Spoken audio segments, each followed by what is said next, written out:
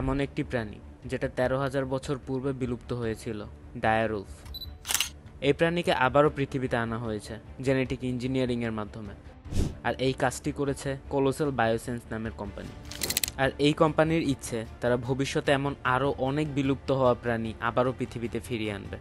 তাদের প্রজেক্টে রয়েছে তাজমেনিয়ান টাইগার, যা একসময় অস্ট্রেলিয়াতে দেখা যেত, ডোডো বার্ড, যেটা মরিশাসে দেখা যেত, আর ওলি ম্যামথ, বরফে বাস করা হাতির একটি প্রজাতি, যা আজ থেকে ৪,০০০ বছর পূর্বেই বিলুপ্ত হয়েছিল।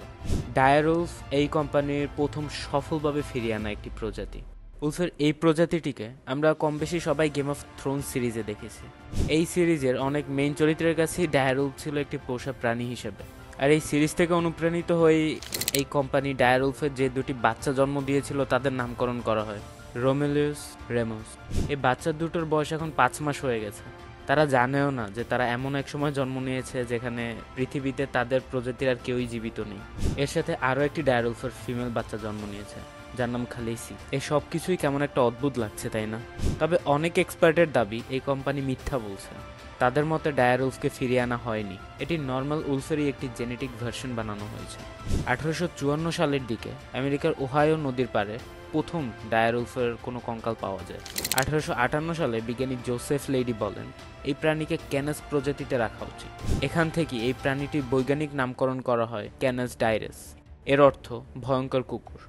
ক্যানাস জেনাসের আওতায় ওই সকল প্রাণী আসে যারা কুকুরের মতো হয়, যেমন কুকুর, উলফ, শিয়াল।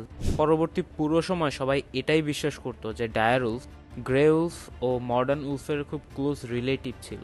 কিন্তু ২০২১-এ নেচার জার্নালের একটি জার্নাল পাবলিশ হয়, যার ফলে ডায়ার উলফ নিয়ে মানুষের এত বছরের সকল ধারণা বদলে যায়। এখানে বলা হয় ডায়ার উলফ মডার্ন উলফ থেকে অনেক আলাদা। আজ থেকে প্রায় ৫৭ লাখ বছর পূর্বে এটি বাকি উলফ প্রজাতি থেকে আলাদা হয়ে যায়।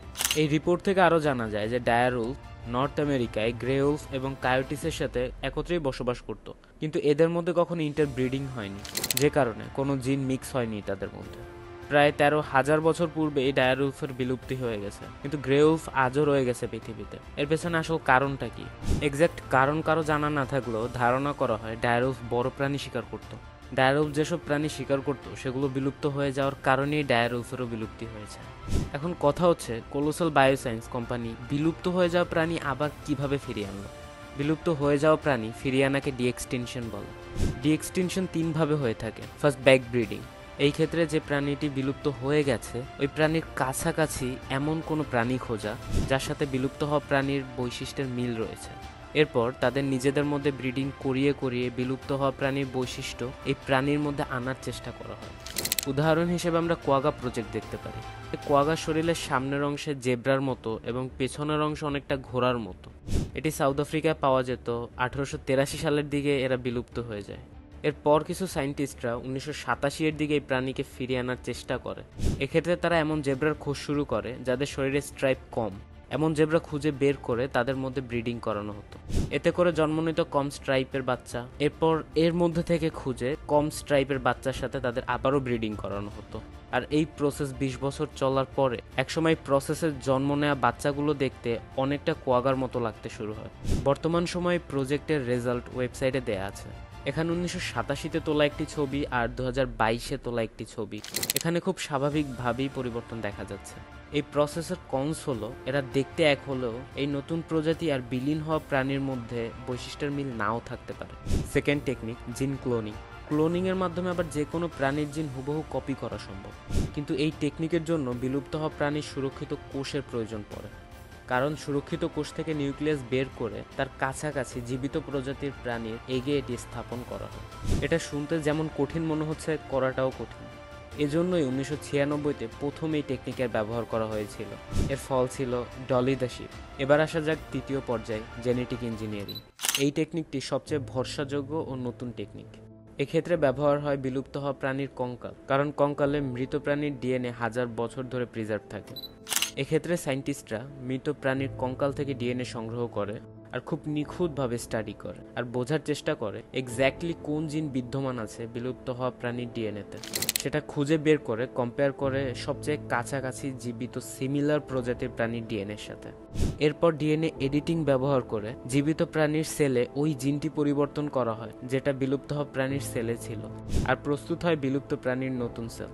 এর পরের প্রসেস একদম ডিএনএ ক্লোনিং এর মতোই।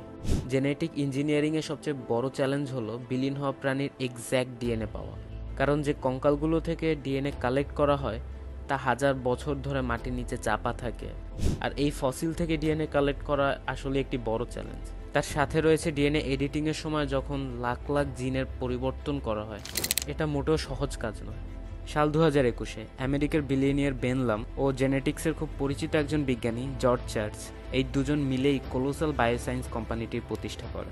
ভিডিও শুরুতেই বলেছিলাম না যে এই কোম্পানির লক্ষ্য বিলুপ্ত হওয়া প্রাণী ফিরিয়ে আনা। তাদের প্রজেক্টে আরও প্রাণী থাকা সত্ত্বেও 2023-এ কোম্পানির এক মিটিংয়ে তারা ঠিক করে ডায়ারুলফি হবে তাদের ডিএক্সটিনশন করা প্রথম প্রাণী। এর কারণ তাদের প্রজেক্টে থাকা অন্য প্রাণীদের চেয়ে ডায়ারুলফের পপুলারিটি ছিল অনেক বেশি। ডায়ারুলফ ছিল পপ কালচারে পপুলার, গেম অফ থ্রোনসের মতো শো এবং ওয়ার্ল্ড অফ ওয়ারক্রাফটের মতো গেম, এই সব জায়গায় ডায়ারুলফকে বেশ ভালো প্রাধান্য দেওয়া হয়েছিল।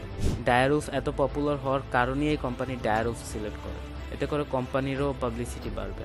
2023-এর মিটিংয়ের পরেই তাদের টিম কাজ শুরু করে। তারা খোঁজা শুরু করলো ডায়ারুলফের হাই কোয়ালিটি ডিএনএ। এই কাজে তারা দুটি প্রমিসিং স্যাম্পলও কালেক্ট করে। ওহাইওর স্যারিডন ক্যাপ থেকে তারা সংগ্রহ করে ডায়ারুলফের দাঁতের একটি অংশ, যা 13,000 সাল পুরনো। আর আমেরিকার ফলস রিজার্ভার থেকে তারা সংগ্রহ করে ডায়ারুলফের মাথার খুলির একটি অংশ, এটি ছিল 70,000 সাল বছর পুরনো। সংগ্রহের পর এসব স্যাম্পল থেকে তারা ডিএনএ সিকোয়েন্সিং শুরু করে।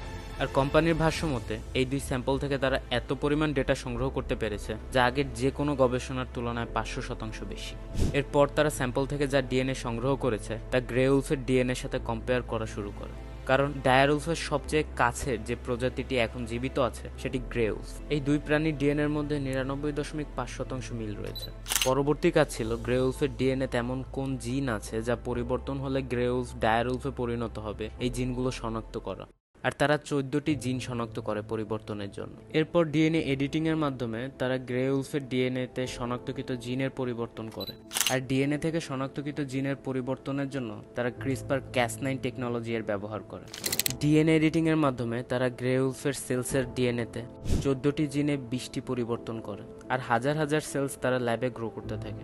নেক্সট ধাপে তারা ল্যাবে গ্রো করা সেলস থেকে নিউক্লিয়াস সংগ্রহ করে। অপরদিকে কুকুরের এক্সেল থেকে তারা নিউক্লিয়াস বের করে, আর সেখানে ডায়ার উলফের সেলস থেকে নেয়া নিউক্লিয়াস প্রতিস্থাপন করে।